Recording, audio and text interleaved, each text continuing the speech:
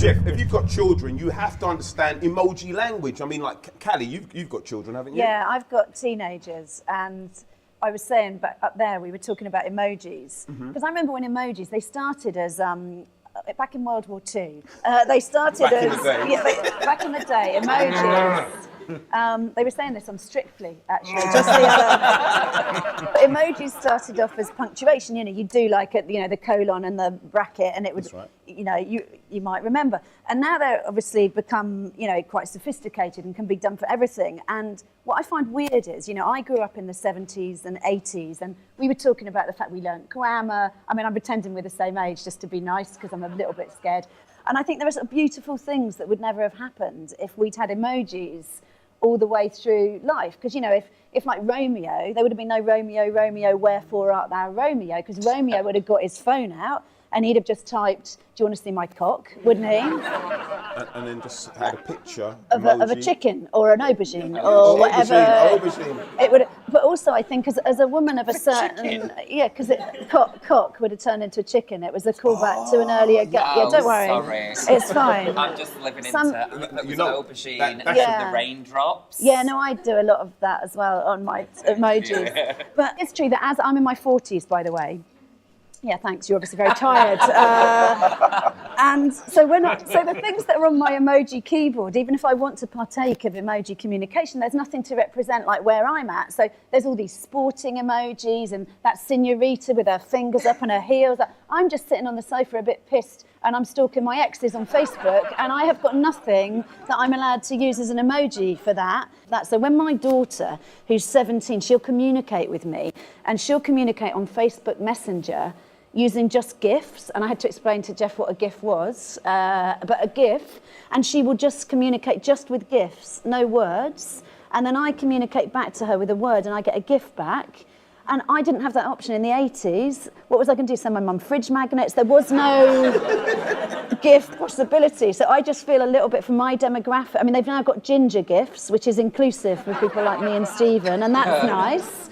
But I do feel a little bit like, is technology kind of representing people like us? Is it, Jeff? What do you think? Do you see the good humour in it, though? Because, like, my mum is all over the emojis. I mean, she gets it so wrong. Like, she messages my sister's boyfriend a few weeks ago being like, hey, looking forward to seeing you later, like, love heart, aubergine. And I was like, Mum, you've just said you want to fuck Stuart. Maybe she does. She was like, I don't want to fuck Stuart, I really don't want to fuck Stuart. And I was like, no, Stuart thinks when you go around later and Jessica's like doing the dishes or something after dinner, better keep his flies you're going to blow him. Yeah. And she's like, I don't want to blow your sister's boyfriend. I was like, well, he thinks you're going to blow him.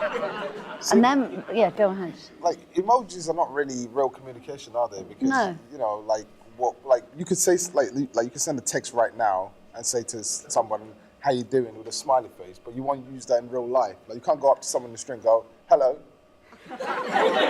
That's frightening. Yeah. Well, having said that, I would find it quite charming if someone came up to me at the bar afterwards and be like, hey, how's you, aubergine? I just feel like it's so romantic. Because I don't know what the aubergine is. The aubergine is a penis. Okay. They're offering Phallic symbol. What's a helicopter then? It's a helicopter. Why would someone need to want to put a helicopter on a message? Because I've got helicopters. Well, what if it was Cheryl Cole flying to judges' houses and she's like, can you send the helicopter? Yeah, because you don't watch X Factor, it's over your head. So your list has fucked you up, Jeff. What can I say? I just write the word helicopter. If you can't, you know, portray what you think, you're an idiot. No, not you. No. If people can't He's not saying you, he's saying your mum, that's what he's saying. Yeah. I don't mean... Don't have that, bruv. Don't have that. You get me? Don't have it, fam. Don't have it, fam. You get me? Don't have it, fam. But for example, like, say you've got to do something really quick. Like yesterday when my bank card got cloned, fucking seething, right? And I wanted to, like, tell my friend that I was pissed off and wanted to kill myself and jump off a bridge because I don't know how to deal with this thing. I just put sick face, knife, death face, cigarette. Okay. And then she was like, oh my God, you need a massage. And I was like, I do need a massage. Because a picture tells 1,000 words. Smashed it, mate. No. If you send a picture of yourself to somebody, that's a nice thing, or where you are. That's a nice thing that expresses something you couldn't express through words. but that's because it's actually of the thing that's happening, as opposed to a random cat flying off a wardrobe GIF. What's the use of that? Yeah, no, GIFs, I totally agree with you, Callie, because... I do think it can help, though, because my dad, who's 80, my daughter just got my dad on Instagram. And she was like, he's only just got an iPhone. She's like, you've got to get on Insta, Grandad. So he's on Instagram, and he called me on his birthday. I know I should have called him, but I'm not that kind of daughter. And he called me, and he was like, Callie, I love Instagram. It's amazing. He said, because I've now got friends, he said, in like Romania and Australia. I've got friends all around the world who are really, he said, and they follow you because of what you're known for. No, they're following him because they're trying to get into the country. And I said to him, so Dad, what are you known for on Instagram? And he said, I'm known for fungi. I said, what, you're known as a fun guy? He said, no, I'm known for the photos I take of fungi. And so he's taking photos of mushrooms, and there are people all around the world liking my dad's mushroom photography, and I thought that was really sweet. Oh, what kind of, are they magical mushrooms that your dad's...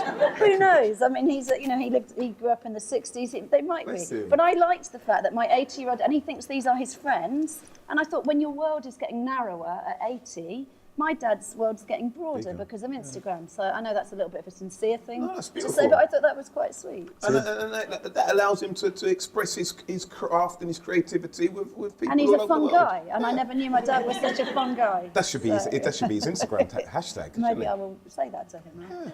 I think he's a drug dealer.